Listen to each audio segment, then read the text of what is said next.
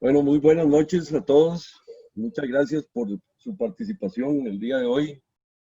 Hoy tenemos el gran gusto de tener a un distinguido geólogo, el doctor Pardo, Andrés Pardo, quien es un connotado geólogo colombiano. Él obtuvo su maestría en el año 97 y su doctorado en Colombia, ¿verdad? Y su doctorado en Bélgica en el 2004. Ha trabajado para el Departamento de las Ciencias Geológicas en la Universidad de Caldas, en Colombia, ¿verdad? Y ha trabajado también del 2006 al 2009 en la Agencia Nacional de Hidrocarburos y actualmente es el director del Instituto de Investigaciones en Estratigrafía en la Universidad de Caldas. Y realmente me han dicho es un instituto muy grande y muy próspero en realidad. Sus intereses geológicos son básicamente en la evolución geológica y biológica del noroeste de Sudamérica durante el Cenozoico y Cretácico. Así que tiene una relación en realidad muy grande con la geología de Costa Rica. Y hoy les indico que la rifa la vamos a realizar de un libro de perspectiva geológica al final de la charla. Y durante la charla, Andrés Ulloa les va a mandar un chat con la dirección de un formulario por si quieren participar para la rifa de la próxima semana. Sin más, los dejo con el doctor Pardo. Es un gusto tenerlo aquí, doctor, y aquí le dejo la exposición. Muchas gracias. Bueno, muchísimas gracias y agradezco muchísimo, doctor Percy, la invitación y veo que hay muchos interesados en la charla. Para ser un viernes en la noche, pues me da mucho gusto estar aquí pues presentando este trabajo a tantas personas. Pues esta es una compilación de una serie de trabajos que hemos realizado en la Universidad de Caldas en los últimos 15 años, 20 años, especialmente en la región occidental del país.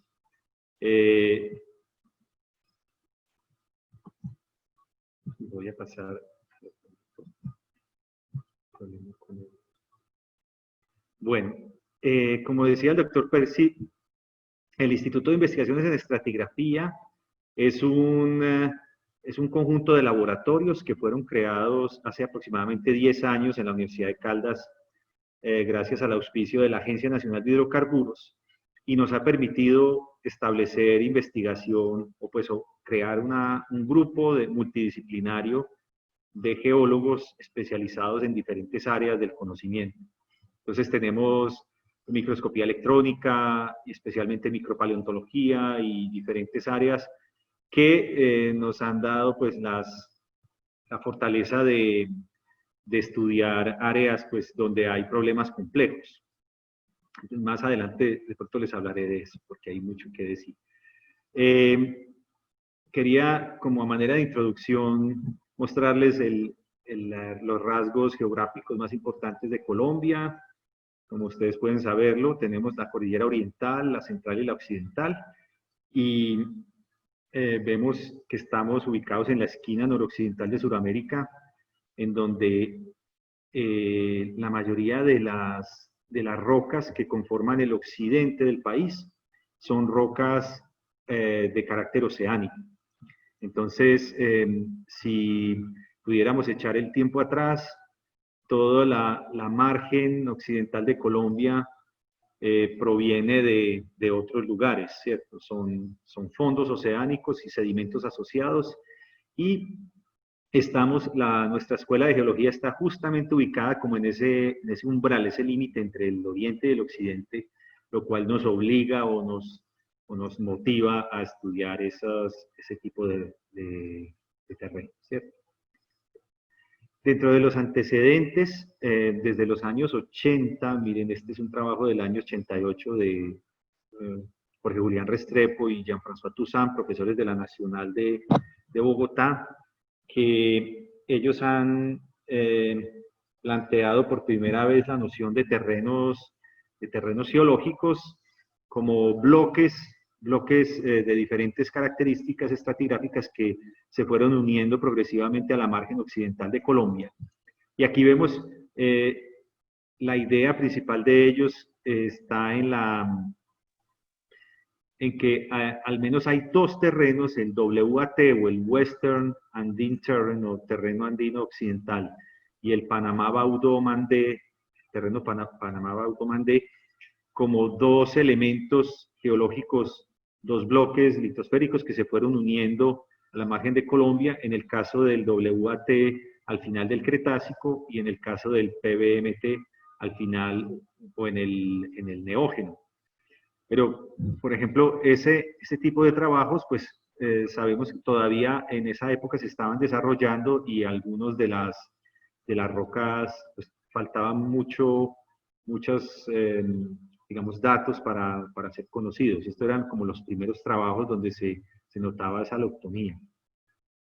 Y también en el año 95 llegó una publicación que fue presentada en Colombia, donde las personas del Servicio Geológico Colombiano plantearon unidades litodémicas en la cordillera central de Colombia. Y este trabajo creo que marcó una diferencia en el sentido de que trató de mostrar de manera regional, en sentido norte-sur, la presencia de complejos estructurales o de complejos litodémicos que podían diferenciarse desde el punto de vista cartográfico y que tenían alguna relación con la evolución de esta región del país. Esta es una figura pues ligeramente modificada de este trabajo, en donde, como ven ustedes, tenemos de oriente a occidente un complejo que se llama complejo Cajamarca, que está conformado pues por el basamento o la parte central de la cordillera central de Colombia. Aquí tenemos a Manizales, donde estoy ubicado en este momento en la universidad. Después el complejo Quebrada Grande, separado por fallas, que es un conjunto de rocas volcánicas y sedimentarias del Cretácico inferior. Después el complejo Arquía, al occidente, conformado por rocas metamórficas de alta presión o alta media presión. Y después una serie de rocas volcánicas básicas y sedimentarias que conforman la cordillera occidental. Entonces, aquí se ve que hay una tendencia de esos complejos en dirección norte-sur. Como veremos este mapa, que es una síntesis un poco del anterior, donde vemos que esas franjas limitadas por fallas siguen el tren o la dirección andina. Y dentro de los que acabo de mencionar, de los complejos, podría mencionar aquí en este mapa modificado que los complejos de color verde, que en alguna publicación llamamos Amaime, Cordillera Occidental, harían parte del basamento, sería lo que llaman hoy en día la provincia ígnea, la gran provincia ígnea del Cretácico, que sería una parte de la placa o del basamento de la placa Caribe que quedó atrapada en Colombia pues como resultado de fenómenos de acreción. Y por último, como ustedes acá, tenemos lo que llaman el bloque Panamá-Chocó o el terreno Panamá-Chocó, que estaría limitado por esta falla y que continuaría hacia Centroamérica. Aquí vemos también ya de una manera un poco más regional la presencia de esos terrenos o bloques, un bloque autóctono que correspondería pues a la margen más occidental del escudo de Guyana y diferentes bloques limitados por fallas que corresponden a los terrenos mencionados, que se extienden hasta el Golfo de Guayaquil en Ecuador. O sea, nosotros compartimos una geología muy parecida a Ecuador y algunos terrenos que se encuentran aquí, los Napes de Lara en Venezuela.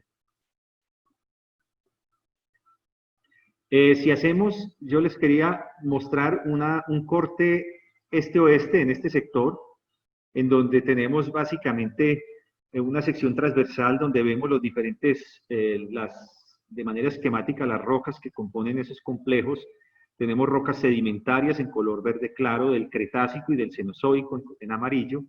Algunos granitoides de diferentes composiciones, usualmente calcoalcalinos o toleíticos. Rocas ultramáficas, rocas volcánicas, usualmente básicas o intermedias, y rocas metamórficas, especialmente en la cordillera central y en algunos complejos. Entonces, este primer complejo que se llama Quebrada Grande, el segundo sería el Arquía, el tercero sería el Clip, o la provincia ígnea cretácica, y sobre ellas, perdona, me devuelvo un momento, sobre ellas hay una serie de rocas sedimentarias que están muy deformadas, en algunos casos, pues sobre estos basamentos, lo cual hace difícil establecer sus relaciones, y esas rocas sedimentarias han tenido poca atención en los últimos años debido a esas relaciones complejas.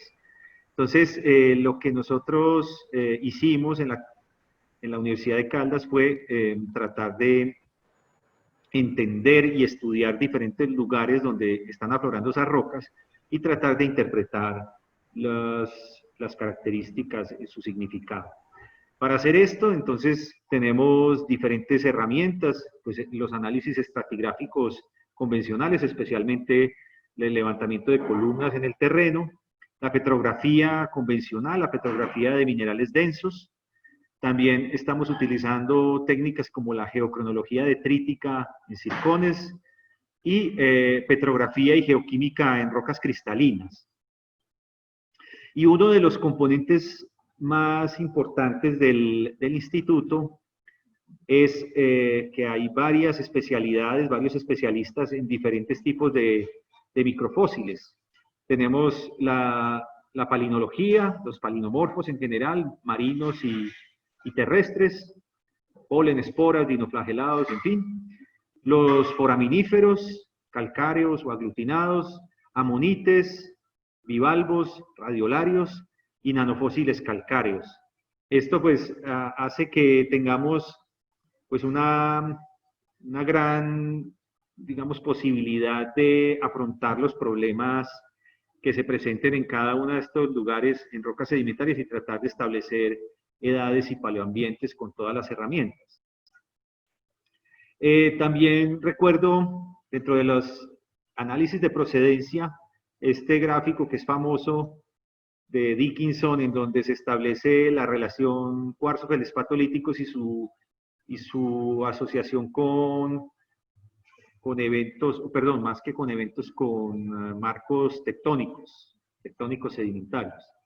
Más adelante mostraré algo así, algo pues más detallado de esto. En el año 2002 hicimos una publicación con unos colegas de la universidad en donde publicamos algunas localidades sedimentarias en la cordillera central y occidental, que si alguien está interesado le puedo mandar estas publicaciones, en donde comenzó el estudio de estas rocas y se hicieron algunos modelos paleogeográficos. También salió en esta memoria de la APG, de la memoria 79, en donde pues hicimos el resumen de algunos de los datos que voy a presentar en esta charla. Tenemos entonces, volviendo a nuestro corte transversal, que la primera unidad, después de las rocas metamórficas del núcleo de la cordillera central, estas son el llamado complejo Cajamarca, que está constituido principalmente por rocas metamórficas tales como esquistos, neises, que tienen algunas edades del Pérmico-Triásico, y inmediatamente al occidente vienen estas rocas del Cretácico que se conocen con el nombre de complejo Quebrada Grande. Esas rocas han sido estudiadas, tienen un componente volcánico y un componente sedimentario importante. Aquí voy a enfatizar el componente sedimentario.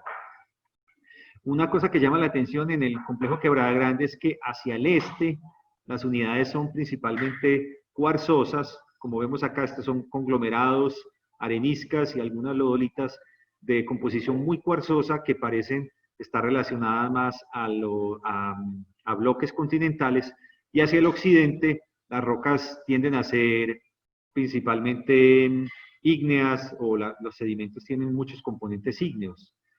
Dentro de los estudios realizados recientemente, que está este de Zapata, donde se hizo un estudio multidisciplinario, se concluye que ese complejo Quebrada Grande, que por cierto corresponde a la margen volcano-sedimentaria previa a la primera colisión de la cual quiero hablar hoy en día, hoy en la charla, se interpreta como la apertura de una cuenca de backcrust, de diferentes cuencas limitadas por bloques del basamento, una subducción que corresponde pues a rocas metamórficas de alta presión, que corresponden al siguiente complejo que les voy a mencionar, y unas rocas volcánicas y sedimentarias que tienen características de morb y de arco volcánico.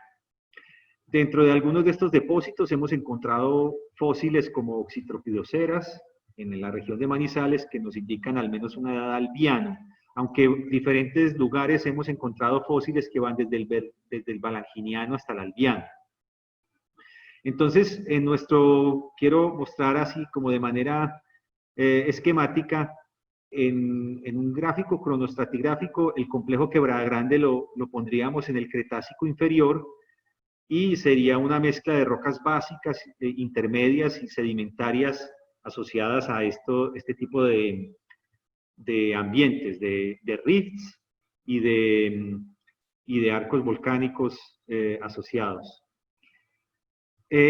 Uno de los hallazgos también recientes es que ese complejo Quebrada Grande está intruido por plutones calcoalcalinos de edades más o menos de 80 millones de años asociados a subducción, que actuaron en la margen.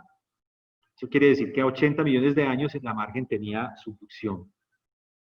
Después el siguiente complejo serían estas rocas metamórficas que se conocen con el nombre de complejo Arquía, y volviendo a nuestro modelo, al modelo de Zapata, corresponderían al canal de subducción, a estas rocas que tienen, por cierto, esquistos azules en diferentes lugares, y si bien es un complejo estructural, al interior tiene diferentes litodemas, desde rocas, esquistos negros, esquistos verdes, anfibolitas, granatíferas y esquistos azules.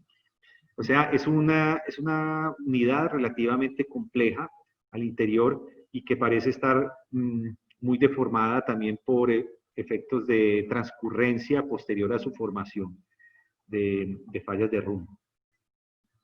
Entonces, el metamorfismo de esta unidad ha sido considerado, de acuerdo a las dataciones de las anfibolitas y demás, hasta 100 millones de años. Entonces, el metamorfismo lo podríamos poner ahí, aunque en estos lugares también hay bloques del Pérmico Triásico y algunos ígneos de esas edades que podríamos decir hacen que sea un evento pues unas rocas que tienen multideformación. Sobre estas rocas hemos encontrado, observen aquí en el sector de Armenia, de la población de Armenia, al sur de nuestra ciudad, hemos encontrado rocas metamórficas y unas franjas de rocas sedimentarias que se extienden, que corresponden fundamentalmente a calizas silíceas, están descansando sobre las rocas metamórficas, y esas rocas silíceas básicamente están conformadas por sedimentos de color negro, calcáreos, y rocas de color verdoso que al microscopio corresponden a tobas intermedias o depósitos volcanoclásticos, como ven ustedes aquí, fragmentos volcánicos y cristales euedrales o suderales de feldespato. También intercalados encontramos calizas micríticas de peloides, como ven ustedes acá en esta sección delgada, algunos serpúlidos y bivalvos, y algunos amonites que nos han permitido establecer una edad cretácico tardío, lo cual nos permite, pues además de la edad, indicar que el ambiente de sedimentación de esas unidades fue en un área relativamente marina somera por las calizas de peloides y afectada por vulcanismo. Esas unidades estarían descansando sobre estas rocas metamórficas y las pondríamos entonces acá en el complejo Arquía, en ese segundo compartimiento. Continuando hacia el occidente, tenemos entonces lo que corresponde al Valle del Cauca y la Cordillera Occidental como el tercer conjunto de rocas. Estas rocas volcánicas pertenecerían al basamento de la provincia ígnea del Caribe o CLIP, intruida por granitoides y asociada pues también a rocas sedimentarias cretácicas y rocas ultramáficas. O sea, un complejo ofiolítico. También se encuentra en algunos lugares gabros. Una de las localidades más interesantes en esa zona es lo que se conoce como Formación Nogales, en el área que está señalada aquí, al sur. Y tenemos que en esa área hay unas rocas volcánicas que se conocen como Formación Amaime, intruidas por un batolito que se llama el batolito de Buga, que es calcoalcalino, y asociado a subducción, que recientemente pues han dado dataciones de 90 a 92 millones de años en uranio, plomo y zircones. Y si bien esto lo tenemos fallado, la relación parece ser en algunos lugares descansando rocas sedimentarias que ya les voy a mostrar a continuación. Las relaciones que les estoy mencionando nos permiten decir que el basamento fundamentalmente es el batolito. El batolito de 93 millones de años está intruyendo rocas volcánicas más antiguas. Aquí en la parte inferior tenemos una interrogación, no sabemos qué tan antigua puede ser este basamento. Pero cuando miran el relleno sedimentario, encontramos este tipo de depósitos de conglomerados matrizoportados a la base, con bioclastos, bivalvos, amonites, gasterópodos y algunos clastos de diferentes composición, de básicos, rocas básicas, intermedias, sedimentarias. Sobre ellas empiezan a aparecer rocas silíceas con notables estructuras de deslizamiento o slumps, que son muy características. También en esos niveles empezamos a encontrar arenitas con granogradación normal y estructuras sedimentarias que indican arenas depositadas por corrientes turbidíticas. Y este es un afloramiento de esas unidades.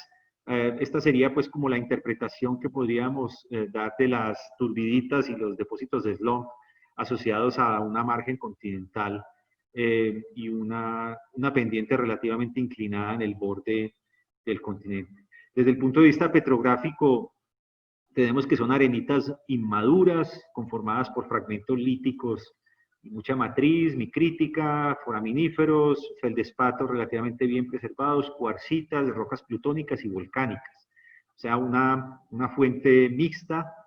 Y desde el punto de vista, digamos, petrográfico, podríamos indicar que la procedencia tectónica estaría asociada a este ambiente tectónico como un orógeno reciclado relacionado a colisiones continente-continente o arco-continente.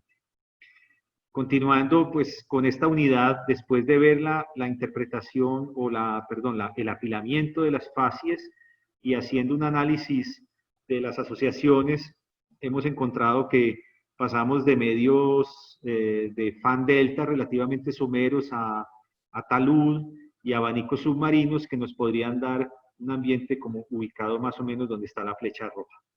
Esto sería entonces la formación Nogales.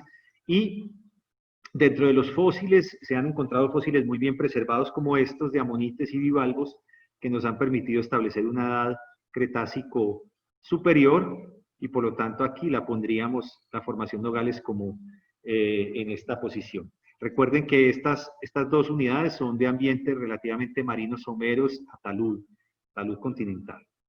Después vamos a la siguiente unidad, sería la cordillera occidental. Y en la cordillera occidental tenemos las rocas del basamento, estarían conformadas por basaltos, con una afinidad de plató oceánico, de acuerdo a los datos geoquímicos. A veces se presentan en basaltos columnares, como ven ustedes acá, unos hermosos afloramientos. También podemos encontrar lavas almohadilladas, que imagino que ustedes tienen grandes cantidades en su país. Estos están muy bien preservadas, y dentro de los conjuntos de lavas almohadilladas hemos podido ver este tipo de de depósitos sedimentarios, aquí esquemáticamente representados como en color gris, que si ustedes miran esta fotografía, están prácticamente verticales, depósitos sedimentarios silíceos entre diferentes eventos de basaltos. Esto también es en otra localidad, vemos las rocas silíceas muy verticales, intercalados pues ya en grandes espesores entre basaltos. Si en sección delgada estas rocas silíceas tienen foraminíferos recristalizados y algunas amonites que nos han permitido establecer una edad cretácico superior también. En otros lugares, un poco más al norte, hemos visto lavas almohadilladas. Estos son afloramientos muy raros que ya están destruidos pues, por la meteorización o la vegetación. Sobre estos lavas almohadilladas vienen depósitos silíceos y tobas básicas o tobas intermedias. Esas tobas intermedias también las hemos encontrado en otros sectores muy bien expuestas en las carreteras. Este es un trabajo que estamos desarrollando. Aproximadamente 50 metros de tobas básicas asociadas a los basaltos, en donde también está relacionado a secuencias turbiditas, como ven ustedes acá, pero los materiales son fragmentos de anfíboles y diferentes componentes volcánicos.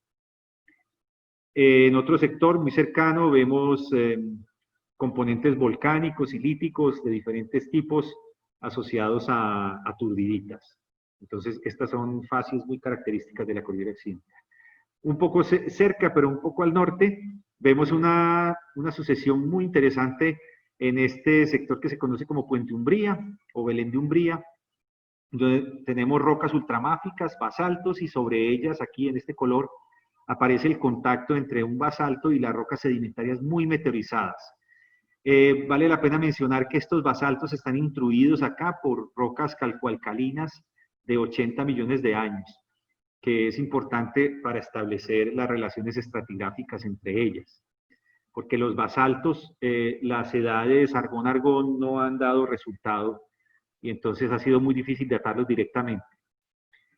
Esas rocas sedimentarias, pues como ven ustedes, están conformadas por brechas muy alteradas, conglomerados y areniscas. Estas serían areniscas laminadas, que dentro de lo más interesante en esta secuencia es que tenemos fósiles, macrofósiles de diferentes tipos, gasterópodos, los fisurélidos, que viven actualmente en sustratos rocosos en las zonas costeras, bivalvos dentro de los cárdidos, corales coloniales y restos vegetales, que en este lugar, pues particularmente, que es muy singular, nos han permitido hacer una interpretación de las asociaciones como si esta asociación caracterizara una isla oceánica con diferentes comunidades, digamos, bióticas que hoy en día pues, se preservan en los depósitos, como aquí la tanatocenosis, de diferentes comunidades desde la zona emergida, la zona intermareal con los fisurélidos, los corales coloniales y los amonites que fueron llevados a los depósitos. También en la cordillera occidental, una de las facies que están más distribuidas a través de la cordillera son estos depósitos de alternancias de lodolitas en color negro y areniscas que ven ustedes aquí, que se conocen como formación penderisco miembro urrao. Estas unidades son relativamente cuarzosas y en algunos sectores muy rara vez hemos encontrado amonites como este del género Pachydiscus, que nos ha permitido establecer una edad del Cretácico superior. Estos son otros fósiles, Trochoceramus, perdón, algunos bivalvos, Frondicularia mucronata, un foraminífero bentónico, y Trochoceramus. Eso nos ha permitido entonces que estas rocas de la cordillera occidental, bueno, perdónenme, aquí se me olvidó mencionarles, estas rocas, las rocas de 80 millones de años, los pongo aquí como algunos de los elementos del basamento que nos sirven para después mirar la interpretación general de la relación entre las colisiones y las rocas sedimentarias. Entonces tenemos plutones alcalinos de 80 millones de años que están intruyendo estos basaltos y sobre ellos están acumuladas rocas del Cretácico superior, algunos turbiditas y algunas formadas cerca de islas volcánicas, o sea, ambientes subaéreos. Aquí vamos construyendo pues, el esquema estratigráfico del occidente de nuestro país. Después de estos trabajos, en el año 2000, en los últimos años comenzamos a estudiar una región un poco más al norte. Las localidades que les mencioné estaban aquí al sur, y en este rectángulo amarillo tenemos unas localidades que estudiamos en detalle. Ven ustedes aquí, entonces, en términos generales, las rocas de color rosado corresponden a las rocas metamórficas ígneas del Triásico, que corresponderían al basamento de la cordillera central, lo que llama anteriormente complejo Cajamarca. Unas fallas regionales que se llaman Cauca, Almaguer o el sistema de fallas de Romeral, más conocido. Tenemos que esas rocas metamórficas están intruidas por rocas intrusivas del Cretácico superior relacionadas a arco magmático o a subducción. Después de la falla vienen los basaltos que estaba mencionando, que están distribuidos pues, de manera discontinua a través de la cordillera, y las rocas sedimentarias que estoy hablando corresponden a este color verde. Después de pasar esta falla, pasaríamos al bloque Panamá-Chocó, que sería la historia que sigue después de la primera colisión del arco volcánico que trata esta charla. Entonces, estas rocas sedimentarias las estudiamos en detalle. Aquí hay una compilación desde la región norte de la cordillera occidental hasta Ecuador, de cómo sería la distribución de esas rocas sedimentarias y el basamento. El basamento correspondería, como ya les mencioné, a la provincia ígnea cretácica de afinidad meseta oceánica, intruida por algunos plutones del Cretácico, digamos, superior, parte inferior, y las rocas sedimentarias de diferentes tipos estarían principalmente limitadas al campaniano maastrichtiano. Entonces, la localidad que estamos estudiando o que estudiamos en este trabajo fue esta, o el que les voy a mostrar a continuación. Y un aspecto importante que surgió antes de hacer este trabajo es que regionalmente esta banda azul, o sea, lo que corresponde a 65, 75 millones de años, representa un episodio de exhumación de la cordillera central que fue determinado a partir de trabajos de termocronología. Entonces teníamos ese dato, que mientras nosotros teníamos la acumulación de estos sedimentos en la cordillera occidental, o en lo que hoy es la cordillera occidental, hay un evento de exhumación en la cordillera central, lo cual podría ser establecer una relación causa-efecto. Entonces, aquí vamos en detalle en ese lugar donde tenemos básicamente las franjas estructurales que les mencioné anteriormente. Aquí está el complejo Quebrada Grande, el complejo Arquía, que son rocas metamórficas, metavolcánicas, y aquí empiezan a aparecer los basaltos de la cordillera occidental, y sobre ellos están estas rocas sedimentarias, que serían las que se conocen aquí como la formación Penderisco.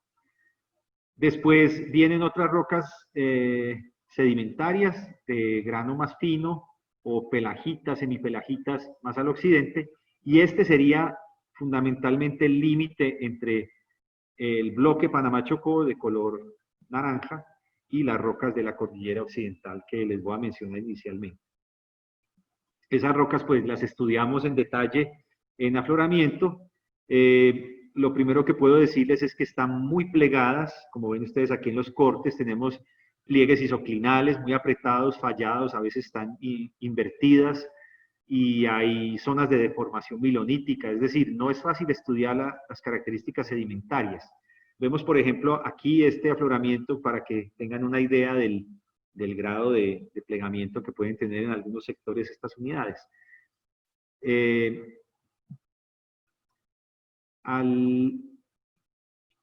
el lugar de estudio, una cosa que tuvimos la suerte de tener, esto fue hace aproximadamente unos 12 años, estaban ampliando la carretera en esos lugares y por lo tanto descubrieron muy bien las unidades. Hoy en día están prácticamente cubiertas. Aquí vemos entonces estratos de grandes cuerpos de areniscas y algunos conglomerados que afloraban muy bien en la carretera en ese momento. Entonces, hicimos un trabajo detallado en esas unidades de facies. Trabajamos con códigos de facies de Pickering-Hiscott. No voy a entrar en detalle en eso, pero hicimos un trabajo cuidadoso de describirlos en afloramientos y lo que encontramos básicamente son turbiditas de grano fino, algunas areniscas volcanoclásticas que aparecen en algunos sectores relacionados a canales, brechas sedimentarias con fragmentos de rocas volcánicas y algunos bivalvos que están presentes en algunas partes de la sección. Entonces, todas esas características pues, nos permiten hablar de abanicos turbidíticos o de zonas turbidíticas con una influencia volcánica muy importante.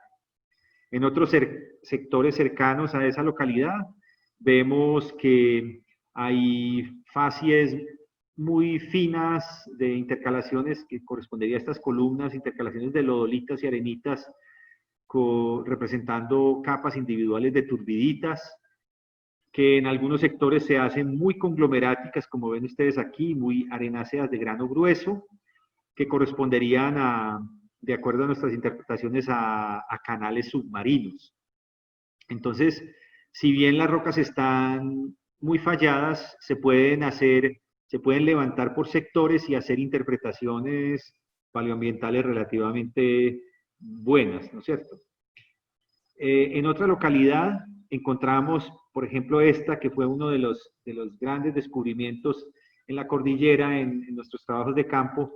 Es una sucesión principalmente conglomerática con bloques de rocas sedimentarias que corresponderían pues a depósitos de canales submarinos, en donde estas sedimentarias, de acuerdo pues a comparaciones con otros lugares del mundo, corresponderían como a la erosión de las orillas de los canales, algunas turbiditas, depósitos turbidíticos más finos que representarían, digamos, los procesos de migración del canal.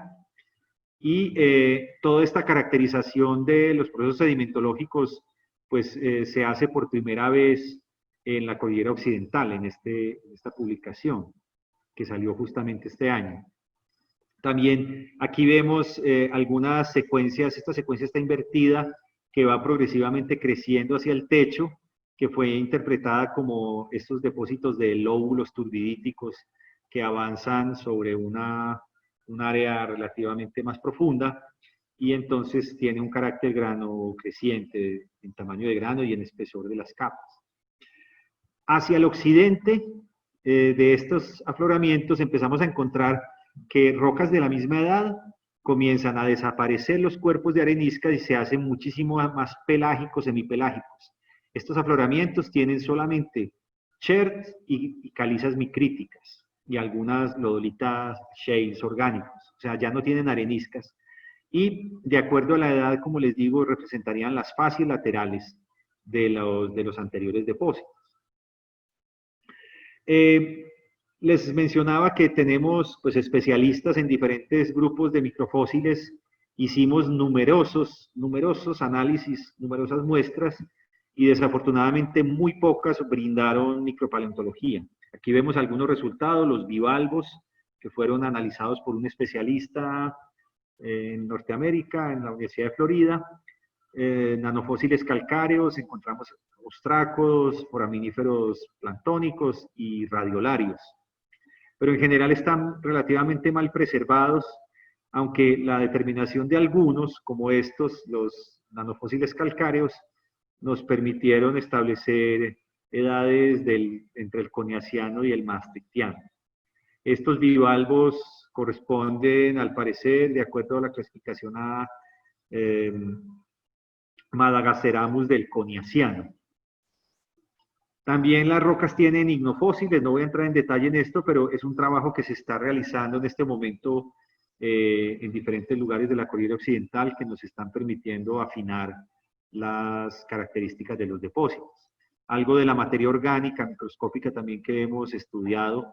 Desafortunadamente el polen y esporas prácticamente no existe y los dinoflagelados están muy mal preservados.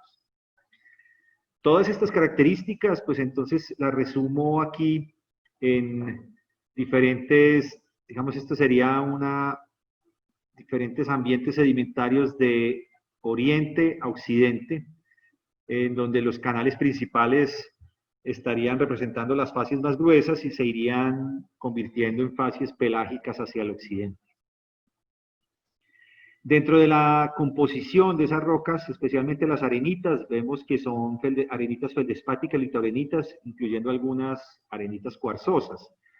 Eso es muy importante, pues, porque vemos que la procedencia de estas areniscas viene principalmente de áreas cuarzosas.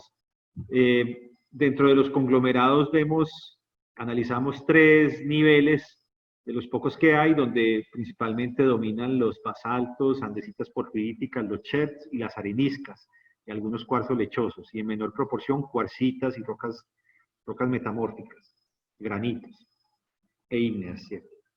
Aquí vemos algunos aspectos de esas arenitas líticas con fragmentos plutónicos, fragmentos de rocas metamórficas, fragmentos volcánicos, en fin, son litoarenitas como ven ustedes. Otra cosa dentro de las areniscas que hicimos fue el estudio estadístico de circones detríticos para conocer más en detalle la edad de esos circones.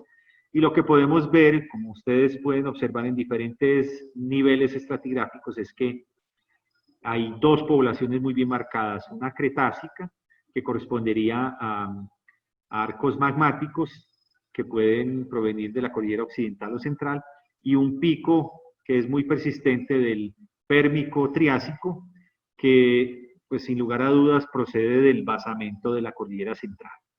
Entonces, con esta información, el modelo sedimentario y tectónico que se propone en la publicación es un basamento metamórfico con algunas rocas ígneas que están sometidas a erosión, un sistema sedimentario corto y abanicos submarinos que distribuyen pues canales, lóbulos y diferentes aspectos que progresivamente hacia el este se van convirtiendo en depósitos más profundos, siendo pues pelágicos, semipelágicos en la parte más occidental.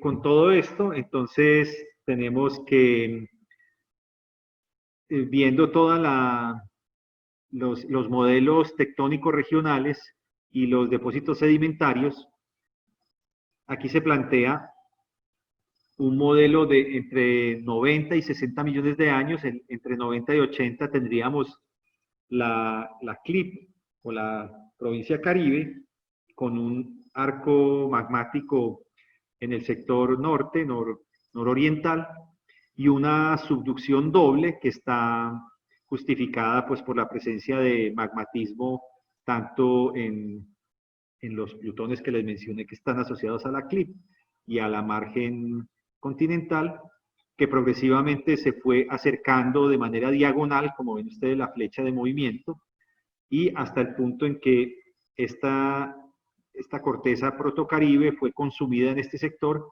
y se produjo una colisión. Esta es la primera colisión, que sería entre 70 y 60 millones de años y que tendría una correspondencia con los estudios termocronológicos de Colombia y Ecuador, en donde está clara la exhumación del basamento de la cordillera central. Como resultado de esto, entonces tenemos sistemas turbidíticos que van pasando a sistemas pelágicos, y este arco magmático que se forma al final del Cretácico correspondería a lo que es el arco de Panamá, que correspondería o que daría lugar al arco interoceánico, que posteriormente colisionaría contra la margen de Colombia y formaría una parte de Centroamérica. Entonces, esa es la historia que sigue. La historia, aquí tenemos un trabajo del profesor Camilo Montes, en donde vemos que para el Oligoceno temprano y el Mioceno temprano tendríamos el arco de Panamá digamos, relativamente cercano, pero existiendo un pasaje estrecho que se conoce como el corredor marino centroamericano o el Central American Seaway, que fue progresivamente, vemos aquí en el Mioceno medio, acercándose, y ese pasaje se está estrechando cada vez más hasta que en la actualidad tenemos el arco Panamá-Chocó unido a la margen noroccidental de Colombia. Sin embargo, de estos modelos hay muy poquita información que permita justificar que permita conocer mejor el tiempo de unión del arco Panamá-Chocó. Como ustedes saben, como han escuchado, pues hay una idea pues que está muy difundida en cuanto a al intercambio de fauna y flora norteamericana y suramericana que se dio especialmente en el Plioceno, en donde pues ya se establece verdaderamente un puente, pero la historia más antigua de cómo se fue desarrollando ese puente no estaba muy conocida en los últimos años y ahora se está estudiando con más detalle, incluyendo estos trabajos de Montes. Uno de los trabajos que generó mucha controversia es el siguiente trabajo, el de Camilo Montes 2015, en el cual participamos, en donde se considera que estas rocas de color azul, que hacen parte del norte de Panamá, tienen una firma isotópica, son plutones del Eoceno, en Colombia se conoce como el batolito de Mandé, que de acuerdo pues a este trabajo decía que no existen firmas parecidas en Colombia y por lo tanto podrían ser una señal que nos permitirían establecer cuándo se acercó, cuándo estuvo muy cerca el bloque Panamá contra la margen occidental de Colombia. Entonces, lo que Camilo estudió fueron estas secciones del Caribe colombiano, en donde se encontraba que para el Eoceno medio, más o menos entre edades de 13 y 15 millones de años, empezábamos a encontrar circones con edades que parecen provenir de estos plutones. Entonces, por esa razón, se dijo que el corredor marino se cerró en el Mioceno medio, entre 13 y 15 millones de años. En la actualidad, estamos trabajando, un colega está liderando un paper muy interesante, me parece, del sector que es justo en la zona de colisión o en la zona que se considera la sutura entre el bloque Panamá-Chocó, que sería esta de color naranja claro, de las rocas verdes de la cordillera occidental.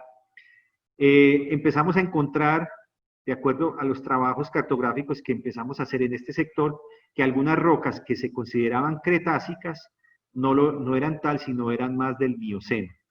Aquí vemos algunos afloramientos de esas rocas que están muy inclinadas, pero que afloran relativamente bien en algunos sectores y son el motivo pues, de estudio en este momento. Aquí tenemos los vestigios de un ambiente marino, de depósitos marinos del Mioceno, que nos permiten contar o al menos establecer la historia de cierre entre el bloque Panamá-Chocó y la cordillera occidental. Entonces, la ventaja de estos afloramientos es que los fósiles sí están relativamente bien preservados. Aquí vemos a un gasterópodo que fue clave para determinar principalmente batimetría, palinomorfos, diatomeas, foraminíferos y nanofósiles, que en su conjunto permitieron establecer básicamente que los ambientes marinos en este sector estaban entre 15 y 16 millones de años, con esa precisión, y que se distribuían de sur a norte. Esas rocas, aquí vemos un resumen estratigráfico desde Panamá hasta la zona de colisión. Esas rocas estarían aquí en la zona de colisión y representarían 3 localidades. Esta sería la más al sur, la intermedia y la más al norte. Y sobre ellas hay una serie de rocas volcánicas, un arco volcánico que está bien datado, que está conformado por tobas y rocas volcánicas y basaltos. Y sobre ella hay depósitos de abanicos aluviales, o sea, el cierre probablemente del corredor marino está en algún momento entre 15 y 12 millones de años, que aquí no tenemos una idea muy clara del registro. Si ustedes se van hacia Panamá y hacia el occidente de Colombia, tenemos principalmente sucesiones que son de grano finos, lodolitas, areniscas, algunas tobas que van somerizándose progresivamente todas hacia el Plioceno. En esas rocas se han hecho, especialmente en estas rocas, las que estamos estudiando en la zona de colisión, los circones detríticos que básicamente nos han permitido establecer pues una relación entre las edades del vulcanismo de 15 millones de años y las edades de sedimentación, y también magmatismo que puede estar asociado al Arco de Panamá. O sea, tenemos una firma tanto del bloque suramericano como del Arco de Panamá, que es lo que podría esperarse en un área donde está la confluencia de dos bloques tectónicos con diferentes tipos de procedencias o de rocas ígneas y metamórficas.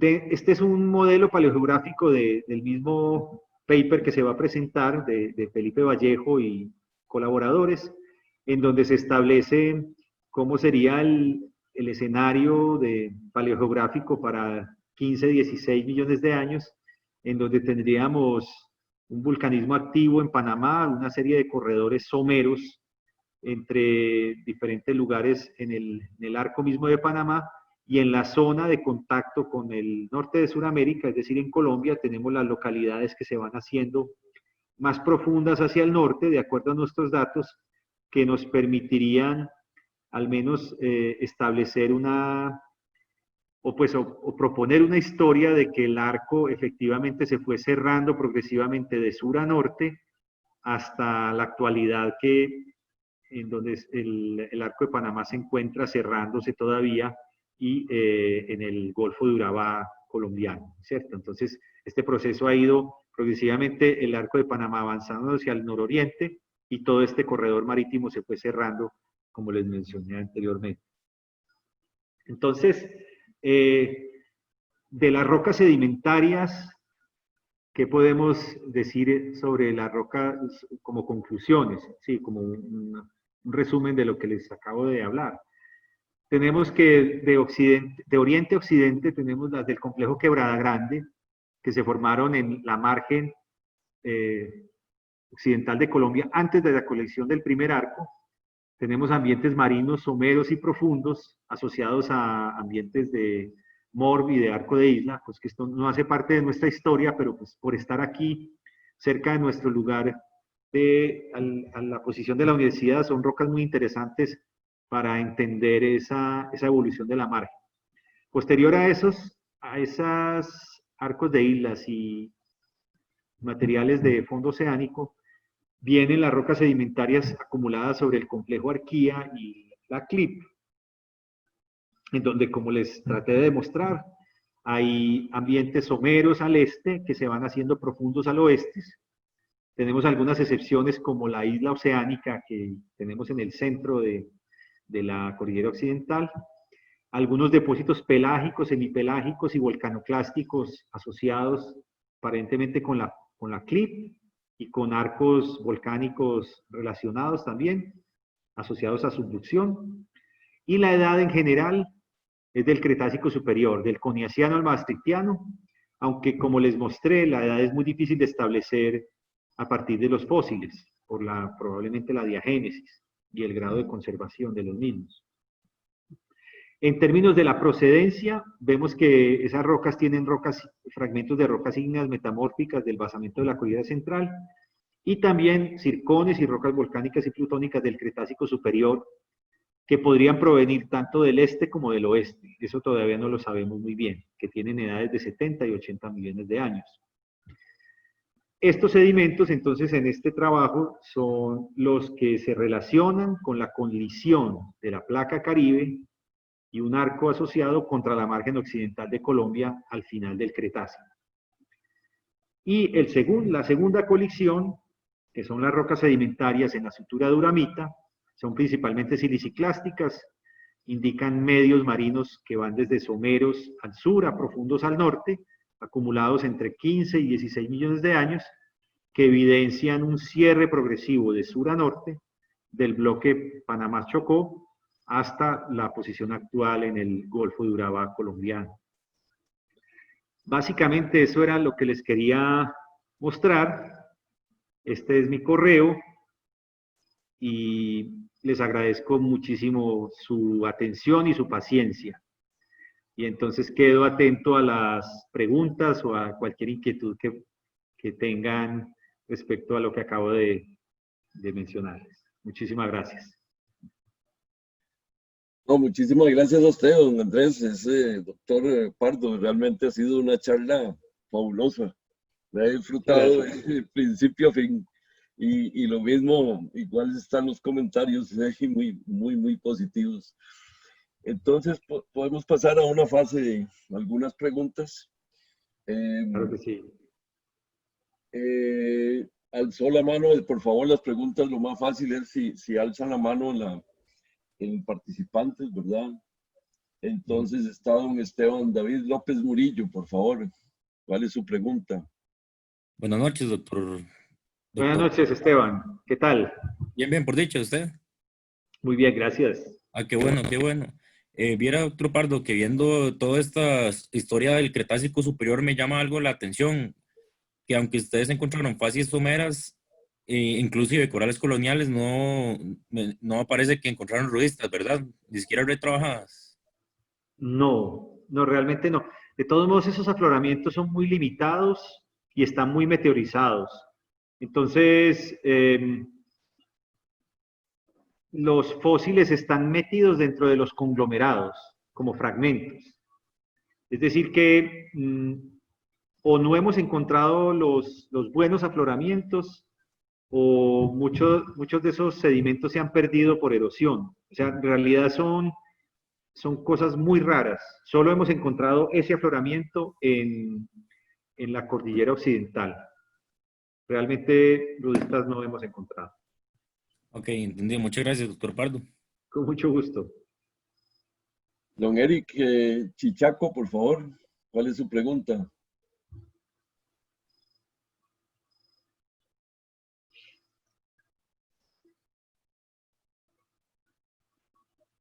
Don Eric. Don Aristides Alfaro, ¿cuál es su pregunta, por favor? Buenas noches. Buenas noches, ¿qué tal? Muy interesante la presentación. Una pregunta. Hay unas publicaciones que muestran un vulcanismo relativamente continuo en el tiempo en Panamá, digamos que entre unos 70 y unos 40 millones de años, y que hacia los 40 millones de años este vulcanismo, según lo muestra el registro, se detiene abruptamente, por decirlo de algún modo. Si no me equivoco, era una publicación de Montes et al. 2012, en la que se decía que una posible causa del cese del vulcanismo era la colisión entre el arco de Panamá y Colombia. Creo que eso se decía con base en una tasa más alta o más rápida de enfriamiento de circones asociados a un intrusivo, que es el intrusivo de Cerro Azul, si no me equivoco. Le quería preguntar si esto tendría que ver con algún proceso de colisión similar a los que usted ha hablado, o si habría otra razón para que el vulcanismo se detuviera en ese momento. Muchas gracias. Bueno, gracias. De lo que conozco, el que recuerdo en este momento de Panamá, hay un trabajo que vale la pena mencionar, que es el de Farris, que salió en esta de Geology, en donde ellos, incluso creo que está también Camilo Montes y el grupo de Smithsonian, trabajando en la Universidad de Florida también, en donde demuestran que hay magmatismo del Oligoceno que cambia su carácter geoquímico y que parece estar relacionado a la colisión. O sea, ellos plantean que ese cambio geoquímico para el Oligoceno demuestra que el arco Panamá comienza progresivamente a romperse y entonces se crean como ventanas astenosféricas que muestran un cambio radical en la geoquímica del magmatismo. Entonces, en ese sentido, sería más en el Oligoceno el comienzo de la colisión estructural. Pues llámese los dos bloques, entre el bloque Panamá y la margen occidental de Colombia. Y lo que yo estoy mostrando, ya un poco más tarde, en el tiempo, es el acercamiento y la somerización de toda esa zona como resultado del avance del arco contra la margen noroccidental de Colombia. Entonces, el magmatismo, hay un cambio brusco oligoceno y la somerización y el cierre de la vía marítima, o al menos se hace muy somera ya en 15, 16 millones de años, como resultado del acercamiento y de la deformación tectónica en esa zona que llamamos la zona de sutura. Eso sería fundamentalmente lo que le podría decir, y si también le podría mandar el artículo si no lo conoce o si no lo recuerda. Sí, ese artículo es de Parris et al. 2011, si no me equivoco. Sí. Que habla de un cambio geoquímico hacia los 23 millones de años. Exacto. Entonces, sí, ese cambio geoquímico sería el cambio del basamento que está interpretado por ellos como el comienzo de la interacción entre el bloque. El bloque comienza a doblarse así como si fuera una especie de barra, ¿cierto? Si usted mira la morfología actual de Panamá, es una barra como que tiene forma de S, y ese doblamiento comienza en ese momento, de acuerdo pues al artículo. Y eso trae pues unos efectos en el magmatismo y en la manera como salen los magmas en Panamá. Sí, muchas gracias. Mi duda era más que todo con ese evento hace 40 millones de años, que seguramente algo debió haber ocurrido también en aquel entonces, pero no, tal vez no fue la colisión con Colombia. Sí, no, yo no lo sé. El de 40 millones de años, no lo sé. Gracias. Bien, ¿alguna otra pregunta? Si no, para concluir. Entonces, pues muchísimas gracias por haber participado en esta magistral charla.